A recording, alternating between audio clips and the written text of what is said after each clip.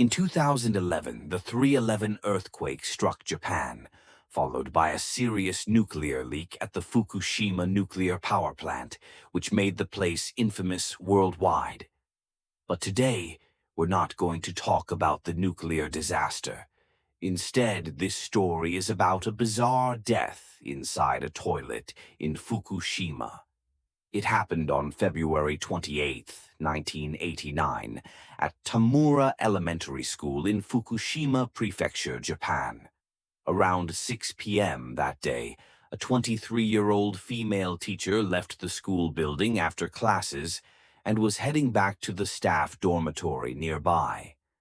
February in Fukushima is still deep winter, and by 6 p.m., it was already dark and freezing cold. Not long after arriving at her dorm, she got up to use the bathroom. The dorm was designed so that each staff member had their own private room, and each room had its own toilet. At the time, rural villages in Japan weren't very modernized. Instead of modern sewage, toilets were connected to independent septic tanks. The toilets were squat-style, with a U-shaped waste pipe underneath leading to a septic pit and an outdoor drainage outlet. Occasionally, workers would open the outdoor cover and use suction equipment to remove the waste.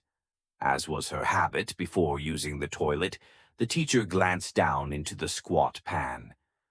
To her surprise, she vaguely saw something that looked like a shoe. She felt uneasy. Curious, she went outside, opened the drainage cover, and checked the pit. What she saw horrified her. A human leg. Terrified, she screamed and ran to call for help. The principal and colleagues came, confirmed there was a leg inside, and quickly called the police. When police arrived, they tried pulling the body out, but the pipe was too narrow.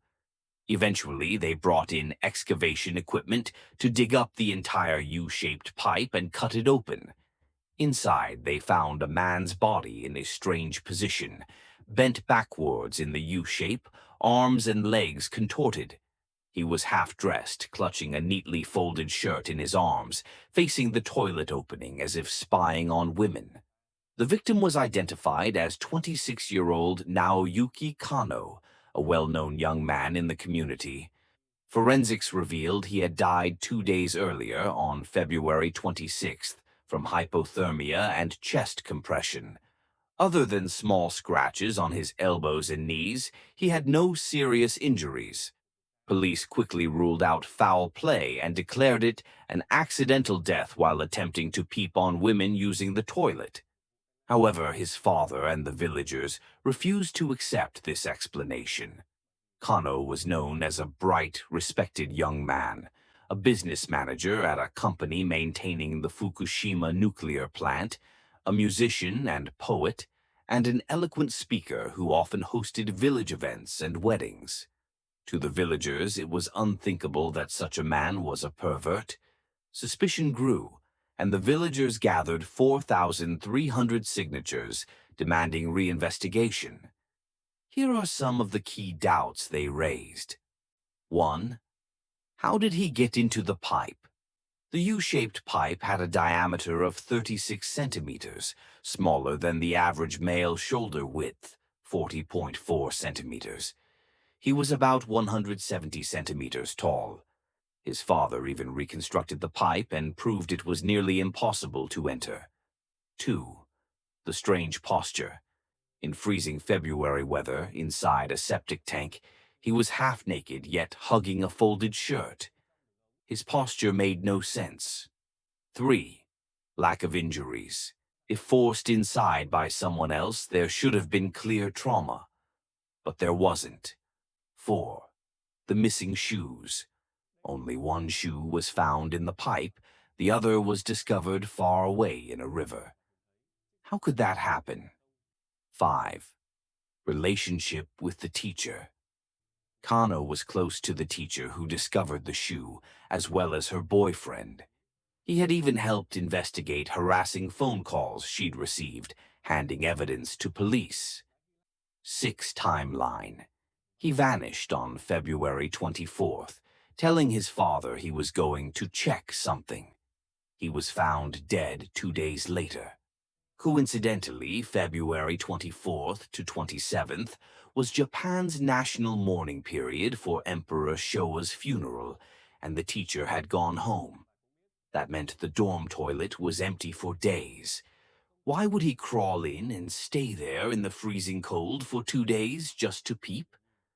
7. His car. His car was found parked near the dorm, with the keys still in the ignition, as if he intended to come back soon. 8. The teacher's testimony. Could she really see a shoe in the dark, dimly lit toilet at night? Why did she bravely open the drain cover herself instead of immediately calling for help? Some suspected she might be involved, but there was no evidence or motive. 9. The nuclear plant accident. A month earlier, a serious malfunction had occurred at Fukushima's reactor number 3, leading one of Kano's colleagues to commit suicide. Kano worked at the same maintenance company. Was there a connection? 10. Village politics. Just 10 days before, the village held a heated mayoral election. Kano, with his charisma, was a strong candidate. The nuclear plant issue divided the community. Some supported it for jobs, others opposed it for health risks. It's possible he uncovered something behind the election and was silenced. In the end, police stood by their conclusion: no evidence of murder, only an accident. The villagers' appeal for reinvestigation was rejected. Over 30 years later, many still believe it was not an accident, but a carefully staged killing. The truth, perhaps, died with Kano himself. So, what do you think of this case? Leave your thoughts below. Goodbye.